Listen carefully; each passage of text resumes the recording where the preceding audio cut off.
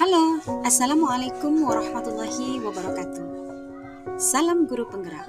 Di sini saya akan memaparkan tugas saya, yakninya demonstrasi kontekstual modul 11 tentang filosofi pemikiran pendidikan Ki Hajar Dewantara. Saya Larsianti, guru bahasa Inggris SMP Negeri 1 Kutosala, CGP Angkatan 9 dari Kabupaten Dharmasraya, Provinsi Sumatera Barat, di mana fasilitator saya adalah Ibu Dwi Reknowati dan pengajar praktik saya adalah Ibu Yeni Herianti. Ki Hajar Dewantara adalah seorang pahlawan nasional yang memperjuangkan kemerdekaan Republik Indonesia lewat jalur pendidikan. Pada tahun 1922 mendirikan Taman Siswa dengan 2 orang rekannya, Dewas Dekker dan Cipto Mangunkusumo, dan terkenal dengan sebutan 3 serangkai.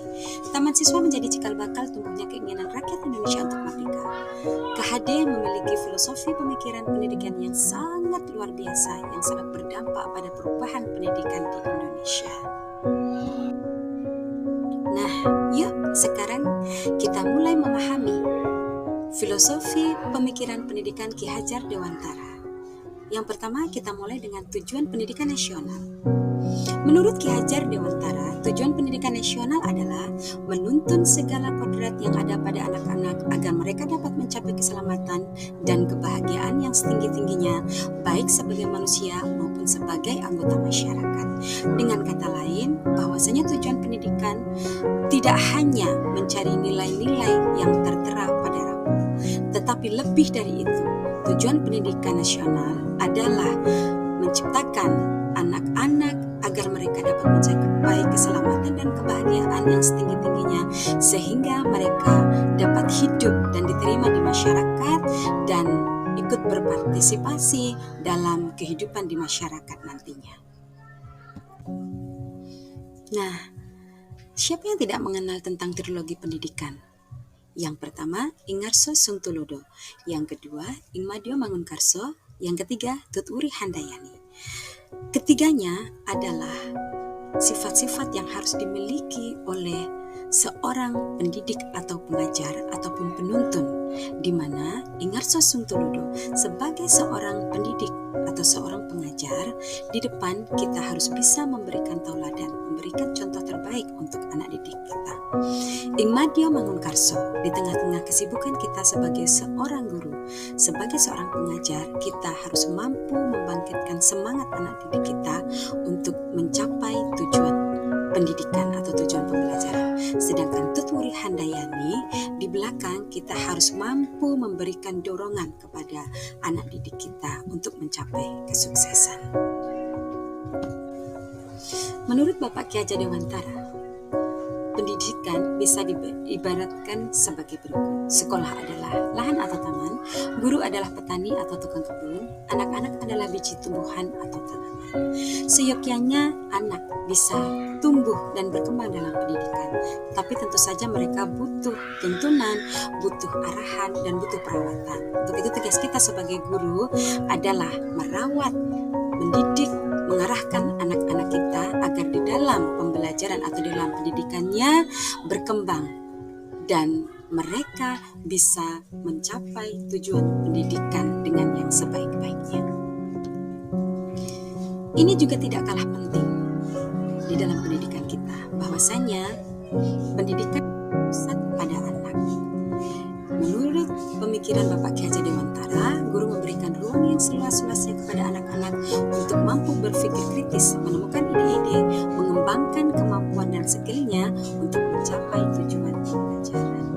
Tetapi sebagai kita, seorang guru, seorang pengajar, tentunya meskipun pendidikan berpusat pada anak, kita harus memberikan tuntunan sehingga apa yang akan dikerjakan oleh anak peserta didik kita menjadi terarah.